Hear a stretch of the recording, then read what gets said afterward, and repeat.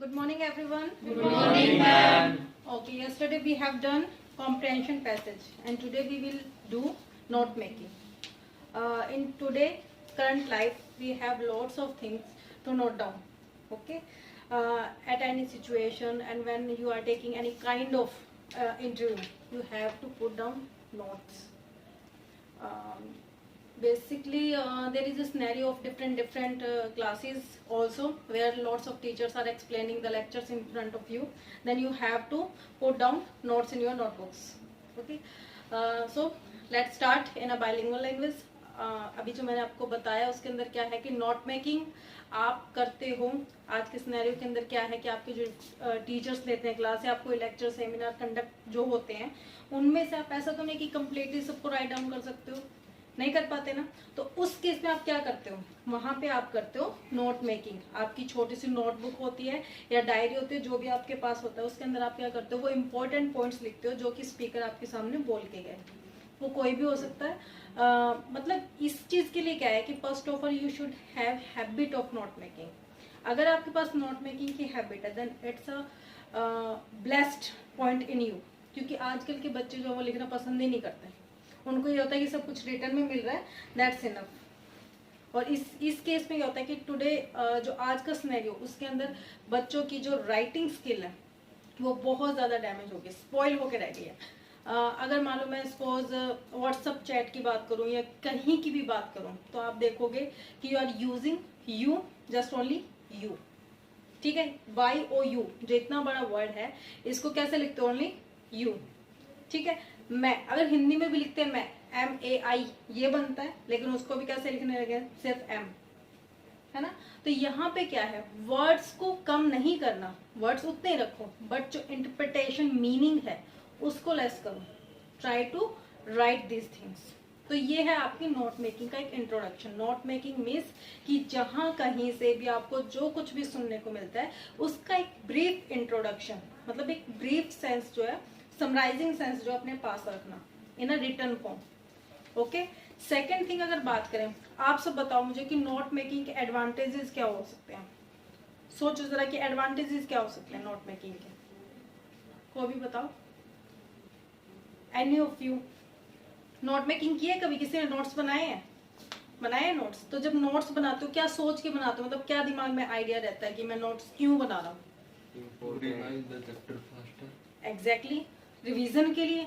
ठीक है, रिवीजन के लिए रहता है कि एक कंप्लीटली जो आपके जो एक लेक्चर, जो पूरा चैप्टर है जिसके अंदर मान लो सपोज 90 पेजेस है, 90 के 90 पेजेस पढ़ना at the time of exam, it's very impossible. तो वहां पे क्या होता है कि हमारे पास पूरा का पूरा पढ़ने का टाइम नहीं होता, तो हम क्या रीड करते हैं, हमारे बनाए हुए खुद के नोट्स, जो कि एक रिवीजन है and in a very short and brief form, right. इसीलिए करते हैं. तो ये आपका फर्स्ट एडवांटेज है. सेकेंड एडवांटेज क्या हो सकता है, बताओ. To make the chapter short. Exactly वही कि मतलब रिवीजन भी, और इसके साथ ही क्या है, एक ब्रीफनेस, एक शॉर्टनेस, एक कॉन्साइजनेस आ जाती है आपके चैप्टर को ब्रीफ करते हुए, एक शॉर्ट फॉर्म आ जाती है उसकी. जब मैंने आपको बताया कि 90 पेजेस के अंदर बताओ बहुत सारी डिफरेंट प्रैक्टिस सेट भी होते हैं उसके करने के लिए, प्रैक्टिस सेट आ जाते हैं, फिर उनके जो आंसर की वगैरह होते हैं वो सब उसके अंदर आ जाती हैं. तो उन सब चीजों को स्किप करते हो जो आपने नोट में की, उसके अंदर सिर्फ और सिर्फ टू द पॉइंट आपके वर्ड्स रिटर्न होंगे, जो at the time of exam आपको बहुत शॉर्ट लगेंगे, पढ़ने इजी होंगे, और कहीं ना कहीं आपके अंदर जो एक एंथुसियाज्म है, मेरा जो थर्ड पॉइंट है वो ये है कि आपका जो एंथुसियाज्म है, आपकी जो एनर्जी है, वो कहीं ना कहीं आपकी पॉजिटिव रहती है. आपके अंदर कहीं ना कहीं ये सेंस आती है कि मुझे ये चीज आती है और मैं इसको बहुत जल्दी कवर कर लूंगा. बहुत सारे बच्चे देख लूंगे आपने जो ये बोलते हैं कि मैं लास्ट मोमेंट पे तैयारी करने वाला बच्चा हूँ, है ना, मैं तो लास्ट मोमेंट पे तैयारी. उसके पास दो ही केस हैं, क्या हो सकते हैं. एक तो वो हो सकता है कि बहुत ज्यादा लेजी हो, ठीक है, जिसको ये है कि आगे के आगे टालता रहता है, मैं पढ़ लूंगा, लास्ट टाइम पे पढ़ लूंगा, 2 घंटे पहले पढ़ लूंगा, ये कर लूंगा. या तो वो बहुत लेजी है जो अपने काम को आगे के आगे पेंडिंग छोड़ रहा है. या फिर सेकंड थिंग क्या होगी कि उसने बहुत परफेक्टली अपने खुद के नोट्स मेकिंग कर रखे होंगे, जो उसको पता है कि जो कंप्लीट चैप्टर है इसको पढ़ने के लिए मुझे 1 वीक ना लगाकर 2 आवर्स में मैं इसको कंप्लीट कर सकता हूँ. तो नोट मेकिंग की एडवांटेजेस हैं जो आपको ध्यान में रखने होंगे. और इसी के साथ एक चीज और भी है कि अभी जो आपका केस है, you are in a very small stage, life में आगे बढ़ने की कोशिश करो. अगर आपके अंदर अभी से ये हैबिट जो है डेवलप हो जाती है, then it's very beneficial for you. इस केस में भी जब हम पढ़ते हैं या हम देखते हैं, अभी भी जैसे कि मैं अगर आपको बताती हूँ तो मैं वो चीजें बता रही हूँ जो मेरी खुद की नोट मेकिंग के अंदर है, जो मुझे लगता है कि आपके कंप्लीट चैप्टर का जो है एक निचोड़ है, एक कंक्लूजन फॉर्म है, वो चीजें मैं आपके सामने डिलीवर कर रही हूँ। ठीक है, तो वो किसका मतलब मैं अगर अपने आप को आप सबके सामने कॉन्फिडेंटली जो है आपके सामने शो कर रही हूँ, जो भी मुझे आता है, जो भी मुझे समझ में आया, जैसा मैं आपको बता रही हूँ, ये किसके बिहाफ पे नोट मेकिंग की मैंने आपकी कंप्लीट चैप्टर को एक समराइजिंग फॉर्म में नोट मेकिंग करके कि इसकी कौन सी हेडिंग कहाँ पर बेनिफिशियल रह सकती है, कहाँ पर क्या रह सकती है, उस फॉर्म में। ठीक है, तो नोट मेकिंग आपको डेवलप करनी, ये हैबिट जो अपने अंदर डेवलप करनी चाहिए at the very early stage. Okay, तो इसके साथ ही अब कुछ स्ट्रेटेजी है जो आपको ध्यान रखनी है कि कैसे आप जो है डेवलप करोगे। ओके, फर्स्ट ऑफ ऑल आपकी स्ट्रेटेजी जो यहाँ पे आती है, सबसे पहले रीड द टेक्स्ट ट्वाइस। ठीक है, जहां कहीं भी आप किसी के भी नोट मेकिंग करते हो, आप एक चीज देखते होगे कि जब आप एक पैसेज को रीड करते हो, सपोज एक पैसेज को रीड करने में बहुत टाइम लग जाता है, जब सेकंड टाइम करते हो बहुत इजीली हो जाता है और बहुत जल्दी भी हो जाता है, क्योंकि वो वर्ड्स क्या होते हैं आपके मुंह के ऊपर जो फ्लो में आ जाते हैं, आपको जल्दी जल्दी पढ़ना इजी हो जाता है, राइट।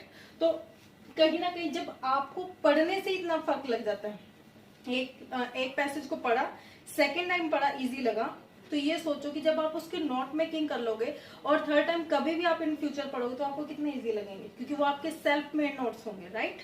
तो यहाँ पे आप क्या करोगे, सबसे पहले जो आपका टेक्स्ट है जहां से आपको नोट्स बनाने हैं, या फिर सपोज ये तो आपके रिटर्न की बात है, अगर आपने किसी का इंटरव्यू सुना है, जैसे यूट्यूब पे डिफरेंट सेमिनार कंडक्शन होते रहते हैं, या फिर पर्टिकुलर और भी कहीं प्लेटफॉर्म्स है जहां पर होते रहते हैं, वो रिकॉर्डेड फॉर्म में होते हैं। रिकॉर्डेड फॉर्म में अगर आपको नोट्स मिलते हैं तो वहां पे आप क्या करोगे, उसको ट्वाइस लिसन, 2 बार सुनोगे। ओके, रिटर्न है तो उसको 2 बार रीड करोगे, और अगर कहीं पर भी आपको ऑडियो फॉर्म है देन उसको 2 बार सुनोगे। Is it clear. उसके बाद आपका सेकंड आता है फ्रेमिंग द आइडियाज और टाइटल। जो कुछ भी आपने सुना या पढ़ा कहीं से भी, तो आपको एक चीज तो ये आएगी निकल के कि उसका टाइटल क्या जाता है। ये चीज निकल के आती है या नहीं निकल के आती। जब भी आप किसी भी चीज को पढ़ते हो, सपोज अगर मैं आपको आज कुछ पढ़ा रही हूँ, आप अगर मेरे इस लेक्चर को अभी सुन रहे हो या बाद में सुनो, सपोज इसके ऊपर कोई टाइटल मैंने नहीं दिया, तो क्या आपको ये समझ में नहीं आ जाएगा कि मैम किसके बारे में बार बार बात कर रहे हैं, हो जाएगा ना। तो आपको क्या करना है कि वहां पे फ्रेम करना है कि आइडियाज क्या है, किस टॉपिक के ऊपर है, क्या इसका टाइटल जा रहा है। फिर ignore the useless points. Useless points का मतलब क्या, अगर आप एक कंप्लीट पूरा का पूरा पैसेज को एज इट इज दोबारा राइट डाउन कर दोगे तो वो नोट मेकिंग नहीं होगी, वो कहीं ना कहीं आपको बोरियत फील करवाएगा। Note making is also an art, एक आर्ट है, ऐसा नहीं है कि आप इजीली कर लोगे नोट मेकिंग, नो। बहुत सारे बच्चे ऐसे, देखो मैं पर्सनल अपने एक्सपीरियंस से बता रही हूँ, 1-2 बच्चे मेरे पास ऐसे आए हैं जिनको नोट मेकिंग सीखना था कि कैसे करना नोट मेकिंग, और वो क्या करते थे, उनको बोला कि आप ट्वाइस इसको रीड करो। गर्ल्स थी, 2 गर्ल्स थी, उनके साथ क्या था कि वो रीड करती, ट्वाइस भी रीड किया, अच्छे से रीड किया, बट प्रॉब्लम कहाँ आई, जब वो राइट डाउन करिए ना, उनका मन ही नहीं करा कि इस लाइन को छोड़ दे, इस लाइन को छोड़ दे, इस लाइन को छोड़ दे। मतलब मैं जहाँ ये बोल रही हूँ कि आपको इग्नोर करना यूजलेस पॉइंट्स को, तो वो क्या करें, वो उसको इग्नोर नहीं कर पा रहे, उनको ये लग रहा है ये भी इंपॉर्टेंट है, ये भी इंपॉर्टेंट। और कई बार ऐसा होता है जब हम किसी चैप्टर को पढ़ते हैं करते हैं तो हमें ये लगता है कि ये लाइन भी इंपॉर्टेंट है, ये भी राइट होनी चाहिए, ये भी राइट होनी चाहिए। उस केस में क्या होता है, आप जब उसको ट्वाइस, अगर आपका ट्वाइस से काम नहीं चल रहा तो उसको थ्राइस पढ़ो। ठीक है, थ्राइस पढ़ोगे तो आपको लगेगा कि मुझे 3 बार पढ़ने से एक कुछ चीजें समझ में आ गई, और जो चीजें समझ में आ गई उसी को स्किप कर दो। ठीक है, जो चीजें आपको समझ में आ गई, जो चीजें आपको समझ में आ गई वो तो आ गई हैं, वो ऑलरेडी आपके अंदर आ चुके हैं। अब आप उसको क्या कर दो, उसी को स्किप कर दो। यूजलेस पॉइंट अपने आप निकलने शुरू हो जाएंगे कि अरे इसमें तो कुछ भी नहीं, तो मुझे समझ ही आ गया। जब आप उसको जब राइट कर लोगे ना तो आपको ये चीज क्लियर होगी। राइट करने के बाद जब उसको पढ़ना शुरू करोगे तो आपको ये लगेगा कि इसके साथ एक एग्जाम्पल ऐड था, वो ये था। ठीक है, वो यूजलेस पॉइंट जो आपका अपने आप से रिमूव हो जाएगा। समटाइम्स आपका ट्वाइस रीडिंग से काम नहीं चलता, देन डू थ्राइस। ओके, फिर आपका आता है सिस्टमैटिक डिवीजन ऑफ हेडिंग। इसका मतलब क्या है, सिस्टमैटिक डिवीजन ऑफ हेडिंग। इसके अंदर आपकी 2 टाइप्स की हेडिंग्स होती हैं, मेन हेडिंग्स होती हैं,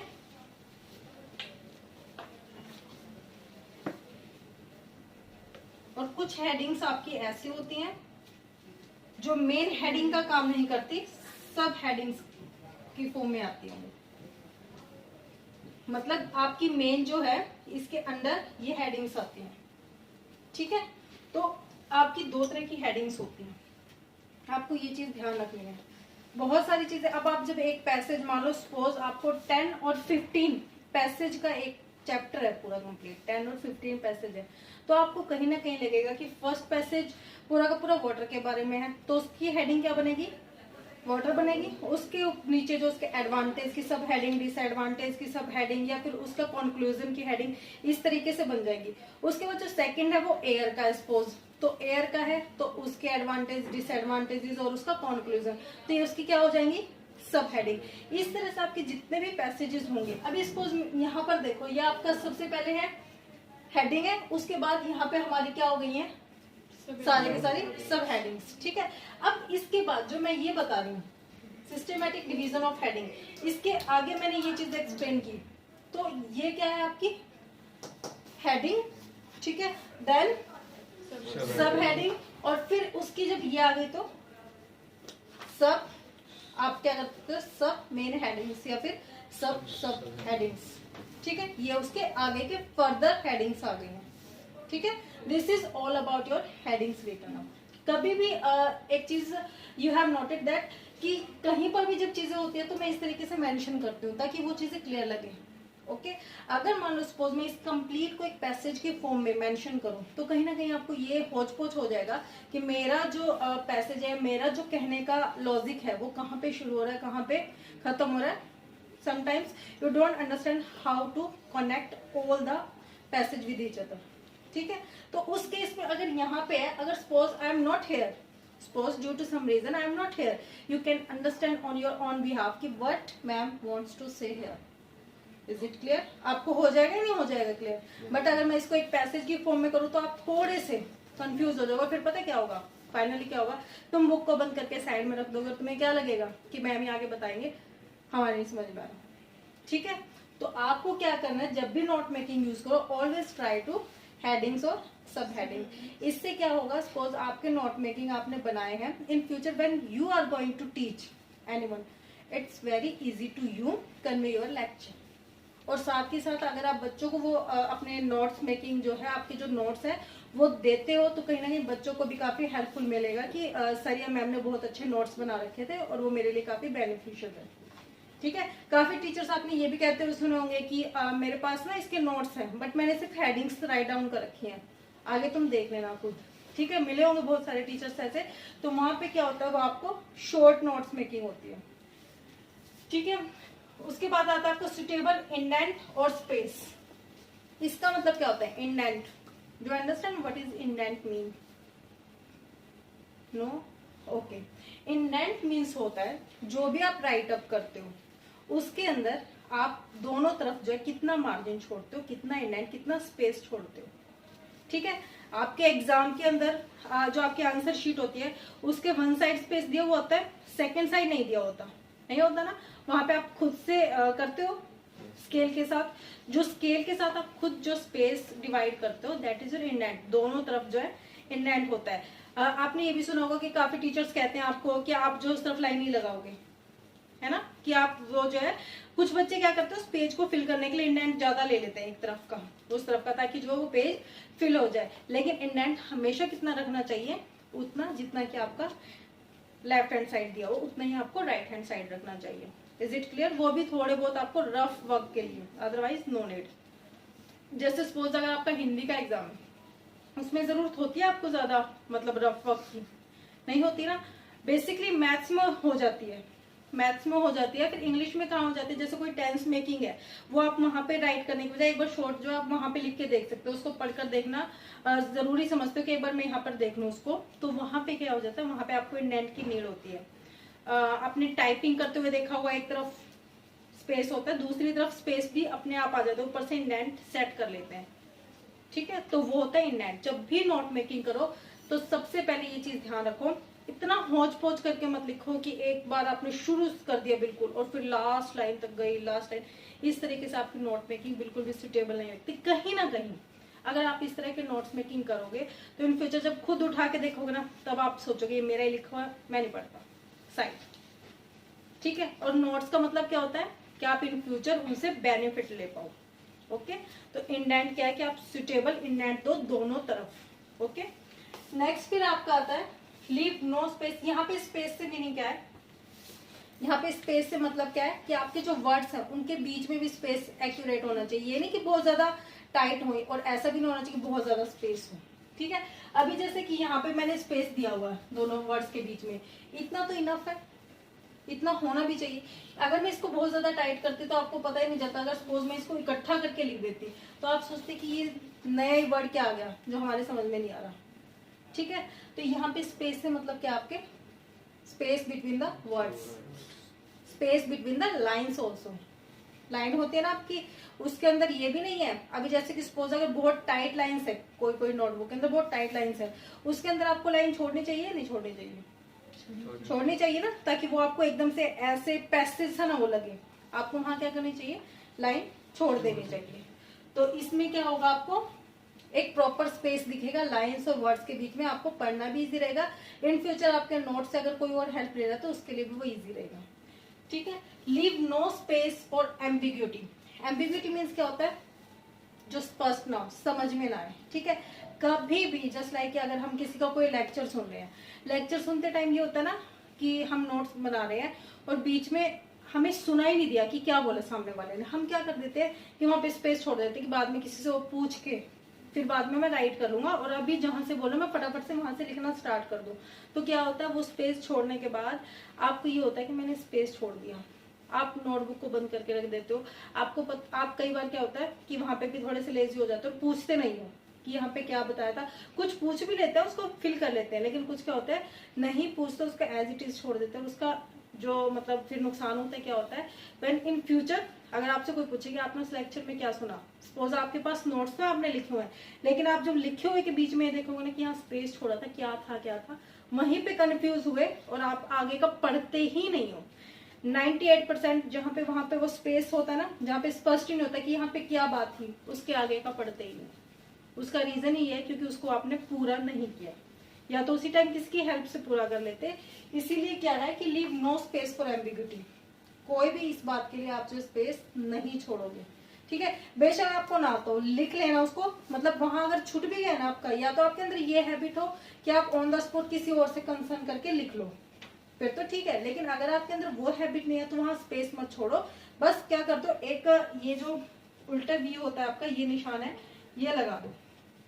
ठीक है, आपकी कंप्लीट लाइन यहाँ पे फुल स्टॉप लगा है, उसके बाद आपने ये लगा दिया और नेक्स्ट लाइन लिखना स्टार्ट कर दिया।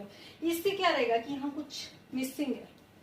ठीक है, शायद ब्लैंक वर्ड देखकर आपको समझना है, बट आपको ये निशान बार बार स्ट्राइक करता है अपने माइंड में कि ये किस लिए यूज हुआ था। ठीक है, फिर आप क्लास में या फिर जब भी कोई भी मिलेगा फिर पूछोगे यार ये बुक में मैंने निशान लगा रखा है, इसका रीजन क्या है। कई बार हम वर्ड्स को नहीं समझ पाते, बट आप सिंबल्स जो होते हैं उनको क्लियर करना चाहते हो कि ये यूज क्यों हुआ। ओके, फिर आता है अवॉइड एडिंग ऑन इंटरप्रिटेशन। जब भी किसी का भी लेक्चर सुनो, किसी की भी बात सुनो, तो उसको राइट करते हुए अपनी खुद की इंटरप्रिटेशन मत लिखो कि मैम ये कहना चाहती थी, मैम ये कहना चाहते थे, वो ऐसा करना चाहते थे। नो, मैम ने जो बोला है बात वही है, उसको अपने वर्ड्स में मत लिखो, अपने वर्ड्स यूज करो नो डाउट, बट एक इंटरप्रिटेशन कि मैम ऐसा कहना चाहते होंगे। आप उस बात को लेकर बहस नहीं कर सकते कि मैम ऐसा कह, क्योंकि कहना जो था वो मैं कह चुकी हूँ, तुम उसमें डिस्कस कर रहे हो, बट आप आपके मन की जो बात है उसको मेरी बातों में मैनिपुलेट मत करो, उसमें मत मिक्स करो कि मैम ये कहना चाहते थे, मैम ये बताना चाहते थे, ऐसा। No, if you have any doubt तो वो पूछ लो सामने वाले से, बट इंटरप्रेटेड जो है वो खुद से ना करो। ठीक है, उसके बाद ये है don't change authors intended meaning. ये आपके इंटरप्रिटेशन क्या थी, वर्ड्स की। मतलब सपोज अगर आप किसी से ऑडियो सुन रहे हो किसी की, उस फॉर्म में अगर बोल रहे हो, तो ये यहाँ पे क्या ऑथर की कौन होता है, ऑथर जो लिखता है, राइटर। ठीक है, तो यहाँ पे क्या है, कई बार आपने देखा होगा कि आपकी जो हिंदी में इंग्लिश में पोएम्स होती थी, ठीक है, उनका आपको वो एक वर्ड आता था सरलार्थ करना, कुछ ऐसा। ठीक है, तो उसमें क्या होता है, कई बच्चे क्या होता है एग्जाम में सपोज कोई भी पैसेज आ गया, वहां पे सलाह अपने आप से ही कराते हैं कुछ का कुछ, लेकिन यहाँ पे क्या होता है कि आपको इंटेंडेड का मतलब क्या होता है, इंटेंशन, जो ऑथर कहना चाहता है उसको चेंज नहीं करना, ठीक है, उसका मीनिंग वही रहना चाहिए, बट उसको एक मतलब क्या कहते हैं ऐसे वर्ड्स में यूज करो जो सामने वाले को समझ आ जाए। सरलार्थ का मतलब क्या होता है, सरल अर्थ। वो टफ वर्ड्स लिखे हुए हैं, मतलब जो भी किसी भी लैंग्वेज में है, ठीक है, जैसे कि वो भोजपुरी लैंग्वेज में या संस्कृत में जैसे भी है, सबको समझ नहीं आ सकते, तो आपको उनको नॉर्मल या सरल जो कॉमन वर्ड्स होते हैं वो यूज करते हुए राइट करना, बट दैट डजंट मीन कि आप ऑथर की इंटेंशन को चेंज कर दो और आप अपनी तरफ से कुछ भी लिख दो, राइट। तो ये चीज है। फिर अब आते हैं आपका, ये थी all about your note making strategy, okay. उसके बाद क्या आपके जाता है, टाइप्स ऑफ नोट डाउन। जब आप नोट डाउन करते हो तो उसके अंदर क्या चीजें आती हैं, उसके अंदर आपकी बेसिकली दो चीजें आती है, note making and note taking, ठीक है। There is note making and note taking. यहाँ पे एक चीज है, इसका मतलब क्या हो सकता है, मेकिंग मीन्स बनाना, मतलब आप किसी की ऑडियो सुनते हो, किसी की मतलब कोई भी बुक जो है उसको विजुअली रीड करते हो, कुछ भी करते हो, सेल्फ मेड नोट्स आते हैं आपके नोट मेकिंग के अंदर, ठीक है। और नोट टेकिंग, नोट टेकिंग क्या होता है, जैसे सपोज मैंने नोट्स बनाए, इस पूरे चैप्टर के मैंने नोट्स बना रखे हैं, और नोट्स जो मैंने बना रखे हैं, मैंने आपको बोला कि आप अपनी बुक्स पे जो है जितने भी पेजेस है उनको पढ़ने में टाइम वेस्ट मत करो, मैंने नोट्स बना रखे, आप उनको लो और उनसे इजीली पढ़ लेना। तो जो आपने नोट्स मुझसे लिए, लेने का इंग्लिश क्या होती है, टेक, ठीक है, तो टेकिंग हो जाएगा, मतलब notes making and notes taking, two types होते हैं नोट डाउन के। यहाँ पे टेकिंग का ये नहीं है कि आप प्रॉपर मेरे बनाए हुए नोट्स लेकर ही उनसे ही पढ़ोगे, नो, मेरे नोट्स लेकर आप खुद उसमें से थोड़े से बना लोगे, मतलब वो हेल्प किसके लिए, आपने नोट्स ऑलरेडी जो लिए हैं आपने, तो यहाँ पे क्या जाते हैं आपकी notes taking and here is note making, ठीक है। नोट मेकिंग, यहाँ पे इसकी जो टिप्स हैं वो कैसे बनते हैं, पहले मैं आपको यहाँ पे बता दूं नोट मेकिंग जो है आपके किस तरह से होते हैं, ठीक है, इस चीज को मैं क्लियर कर देती हूँ, उसके बाद आपको ऑटोमेटिकली क्लियर हो जाएगा कि ये नोट मेकिंग के जो टाइप्स है, टिप्स जो हमारी होंगी वो कैसे होंगी, you can take idea from these, okay. सबसे पहले आपका लाइनियर नोट मेकिंग। लाइनियर का मतलब क्या होता है, इसका मतलब क्या है, जो यहाँ पे बनी हुई है, बताओ जरा क्या है ये, it's not a line, it's line. Line two types की होती है, व्हाट, बताओ कौन कौन सी, हॉरिजॉन्टल एंड वर्टिकल। हॉरिजॉन्टल कौन से होते हैं, दिस वन इज हॉरिजॉन्टल और वर्टिकल, वर्टिकल और हॉरिजॉन्टल जो इस अपोजिट है, दैट वन, ठीक है। तो यहाँ पे आपको क्या करना, आपकी लाइनर नोट मेकिंग का मतलब क्या है कि आपकी नोट मेकिंग यहाँ पे हॉरिजॉन्टली और वर्टिकली होगी। कैसे होगी वो मैं आपको बताती हूँ, पहले हम इनके डिफरेंस को देख लें, दोनों को क्या है क्या नहीं, ठीक है। यहाँ पे आपके connection between ideas are clear. जब आप इसको देखते हो, मतलब जब ये करते हो लाइनर नोट मेकिंग, यहाँ पे मैं आपको एक छोटा सा एग्जांपल देती हूँ जिससे आपको क्लियर हो जाएगा। नोट मेकिंग के अंदर सबसे पहले आपका क्या आएगा, हेडिंग, ठीक है, सबसे पहले मेन हेडिंग होगी आपकी, उसके बाद आपकी आती है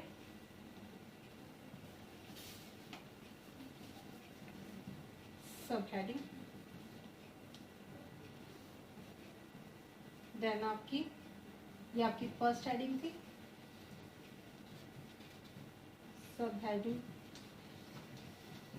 सेकंड, ये आपको यहाँ पे ए पार्ट हो गया, उसके बाद बी, यहाँ पे आपकी सेकंड हेडिंग आ जाती है,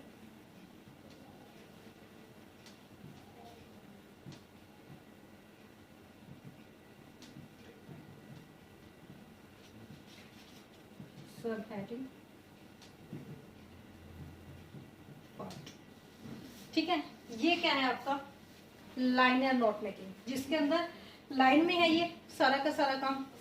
हॉरिजॉन्टल एंड वर्टिकल हो रहा है या नहीं हो रहा, बताओ। जब ये ऐसे जा रहा है देन वर्टिकल, और जब ये इस तरह से जा रहा है देन हॉरिजॉन्टल, मतलब ये लाइन में आपका काम चल रहा है यहाँ पे। तो यहाँ पर क्या होगा, connection between ideas are clear. यहाँ पे कनेक्शन क्लियर हो रहे हैं सबके? ये मेन हेडिंग है, सपोज इसके बारे में यहाँ पे कोई आपका टाइटल है, उसकी सब हेडिंग्स यहाँ पे आ गई, ठीक है, उसकी सब हेडिंग्स यहाँ पे आ गई, तो ये आपको क्लियर हो रहा है नहीं हो रहा? हो रहा है। उसके बाद है not very usually appealing, but इसके बाद क्या है, ये ज्यादा अपीलिंग नहीं लगता। कहीं ना कहीं ये होता है कि यार हेडिंग्स हेडिंग्स हेडिंग्स पढ़ो, मैं पहले ये हेडिंग्स याद करूँ, ये हेडिंग्स याद करूँ, ये वो हेडिंग्स याद करूँ, सब जगह हेडिंग्स हेडिंग्स हो जाती है। उसके बाद आता है very difficult to add information later. इसमें टफ क्या काम हो जाता है, सपोज आपने हेडिंग दे दी, पेन से राइट करो, किसी भी चीज से राइट करो, आपने हेडिंग दे दी, अगर इसके बाद मान लो सपोज आपने यहाँ पे वाटर लिखा, उसके बाद आप एयर भी लिख रहे हो, सपोज यहाँ पे एयर भी लिख रहे हो, और उसके बाद फायर भी लिख रहे हो, 2-3 चीजें और ऐड कर दी, तो ये हेडिंग्स जो हैं इनको भी ऐड करना पड़ेगा इसमें भी, आगे आगे आगे कुछ ना कुछ, क्योंकि यहाँ पे एक टॉपिक की बात थी तो यहाँ पे ये 2 हेडिंग आ गई थी, अब यहाँ पे 4 टॉपिक आ गया तो 4 हेडिंग्स आएंगी। तो इसको क्या होता है कि मतलब ये बहुत मुश्किल हो जाता है कि एक हेडिंग की वजह से आपको सारी सब हेडिंग्स में चेंजेस लेके आने पड़ते हैं, तो ये काफी टफ हो जाता है। स्ट्रक्चर्ड होती है, मैंने आपको बताया पहले आपकी मेन हेडिंग आती है, देन उसकी sub parts, then second heading, then sub parts, okay. तो ये स्ट्रक्चर्ड तो है नो डाउट। उसके बाद है मेड यूजिंग अ फॉर्मेट, ये एक फॉर्मेट में काम करती है, ठीक है। जो आपने देखा होगा कि आपकी MS वर्ड के अंदर, जो माइक्रोसॉफ्ट वर्ड है उसके अंदर आपको काफी फॉर्मेट ऐसे मिलते हैं, ठीक है, कुछ भी। ये एक फॉर्मेट में काम करती है कि ये देखो यहाँ पे आपको A है, A के बाद आपको B यहाँ पे यूज करना है, आप B यहाँ नहीं यूज कर सकते, नो। अगर आप यहाँ पे यूज करोगे तो आपको या तो आप स्मॉल a यूज करोगे, या फिर कोई और पर्टिकुलर डॉट या कुछ भी ऐसा लगा के, सिंबल लगा के इस तरह से यूज करोगे, मतलब ये फॉर्मेट में यूज होगा कम्प्लीटली आपका, ठीक है। उसके बाद जब हम बात करते हैं नॉन लाइनर नोटबुक की, इसके अंदर क्या है, जैसे कि अगर सपोज मैंने यहाँ पे आपको एक ये सर्कल बना दिया, ठीक है। अब इस सर्कल के अंदर मैं सपोज यहाँ पे मैंने यहाँ पे लिखा वाटर, अब मैं यहाँ पे एयर लिख के सपोज मैं आगे फिर इसके एडवांटेज बताने की कोशिश कर रही हूँ, ठीक है, यहाँ पे इसके डिसएडवांटेज बताने की कोशिश कर रही हूँ, यहाँ इसका कंक्लूजन बताने की कोशिश कर रही हूँ। उसके बाद मैंने यहाँ पे लिखा फायर, अब मैं इसके एडवांटेज, डिसएडवांटेज या फिर इसका कंक्लूजन, उसके बाद मैं यहाँ पे कुछ और लिखती हूँ और उसके ऐसे पार्ट्स निकाल देती हूँ ऐसे। ये अगर जब निकलता है तो ये नॉन लाइनर है, ठीक है। इसके अंदर क्या होगा, यहाँ पे अगर सपोज मैंने वाटर लिख दिया, आपको कहीं ना कहीं क्या लगेगा कि ठीक है यहाँ पे हमारे पास वाटर है, अब इसका फायर से कनेक्शन दिखाया नहीं, सीधा फायर के एडवांटेज डिसएडवांटेज पे बात आ गई, ठीक है। यहाँ पे एयर है भाई, इसका रिलेशन इसके साथ बताया नहीं कि इसका इससे क्यों डिवाइड किया है, इसको क्या रीजन है इसका, और फिर आगे इसके एडवांटेज डिसएडवांटेज के ऊपर बात आ गई, तो क्या है यहाँ पर ये सारी चीजें, तो ये कहीं ना कहीं इसका जो यहाँ पे हमें देखो क्लियर हो रहा है, क्लियर चल रही है चीजें कि मेन पॉइंट ये है, उसके बाद सब हेडिंग सी है, सब पॉइंट सी है। उसी तरह से यहाँ पे क्लियर नहीं होता कि ये आपकी मेन हेडिंग चली गई तो ये इसकी सब डिवाइडेड हेडिंग्स है या फिर इसकी सिर्फ एक ये हेडिंग है उसके आगे चल के डिवाइड। और अगर सपोज अगर आप ऐसा करने भी लग जाते हो तो एक पेज पे तो पूरा हेडिंग हेडिंग हेडिंग हेडिंग ही हो जाएगा नहीं हो जाएगा, काफी होच पोच काम हो जाएगा। फिर वेरी यूजुअली अपीलिंग, बट हाँ ये जरूर है कि ये थोड़ा अट्रैक्टिव लगता है। सपोज अगर आपने देखा होगा फैमिली ट्री के बारे में सुना, फैमिली ट्री में क्या होता है, अगर सपोज आपने यहाँ पे लिखा ग्रैंड पेरेंट्स आपने यहाँ लिख दिया, उसके बाद आपने यहाँ लिखा ग्रैंड मदर का नाम, ग्रैंड फादर का नाम, ठीक है। उसके बाद आपने लिखा पेरेंट्स का आपकी मम्मी का नाम, पापा का नाम, उसके बाद जो किड्स हैं वो आ गए, उनके नेम लिखे, ठीक है। यहाँ पे क्या होगा, वो क्लियर है, क्लियर यहाँ पर भी है, बट वो ज्यादा अपीलिंग नहीं लगेगा। लेकिन अगर एक ट्री बना दिया, ट्री में सबसे ऊपर जो है क्या कहते हैं आपके ग्रैंड पेरेंट्स आ गए, फिर उसके बाद जो है पेरेंट्स की पिक लगा दो, उसके बाद किड्स की पिक लगा दो, तो वो थोड़ा अपीलिंग लगता है, अट्रैक्टिव लगता है। और तभी देखो ये पॉपुलर भी कि आप सबके माइंड में कि family tree you have listen about it, ठीक है। तो इसी तरीके से अपीलिंग तो लगता है, देखो कहीं ना कहीं एक ये है और एक ये है, थोड़ा ये तो लगता है कि यहाँ पे एक व्हील बना हुआ है, उससे एक समझ में आ रहा है, लेकिन इसमें पूरे क्लियर नहीं होता, ये अपीलिंग जरूर लगता है। फिर normally easy to add information to later. अब अगर मेरे पास यहाँ स्पेस पड़ा है तो मैं ऐड कर सकती हूँ, यहाँ स्पेस है, मैं ऐड कर सकती हूँ, यहाँ पे मैं अपनी हेडिंग्स बना के आगे इसको ऐड कर सकती हूँ। फिर है नॉट वेरी स्ट्रक्चर्ड, ये स्ट्रक्चर नहीं होता है क्योंकि स्पेस है तो मैं कहीं पे भी कुछ भी ऐड कर सकती हूँ। तो ये मुझे नहीं पता कि इसका स्ट्रक्चर कहाँ से कहाँ होता हुआ चला जाएगा। Is it clear? इसका स्ट्रक्चर जो है आगे बढ़ सकता है, जैसे आगे ये यहाँ पर भी बढ़ा है। अब एडवांटेज के अगर पॉइंट्स आगे निकल के आए तो वो भी निकल के आ सकते हैं, अलग अलग हेडिंग्स देके मैं करना चाहूँ तो। ठीक है, तो ये जो है अनस्ट्रक्चर्ड है। फिर है नो फिक्स्ड फॉर्मेट। एग्जैक्टली जब ये स्ट्रक्चर्ड ही नहीं है तो इसका फॉर्मेट भी फिक्स नहीं होगा, वो किसी भी तरह हो सकता है। आपने हेडिंग ऐसे बनाई है तो आप ऐसे बना सकते हो, कुछ लोग ऐसे बॉक्सेस बना के करते हैं, ऐसे बॉक्स बना के भी करते हैं ना, है ना, तो उस तरह से भी कर सकते हो, मतलब किसी भी तरीके से आप कर सकते हो उस चीज को। तो ये that is all about your note making, और फर्दर डिस्कशन जो है we will do in next class. Okay.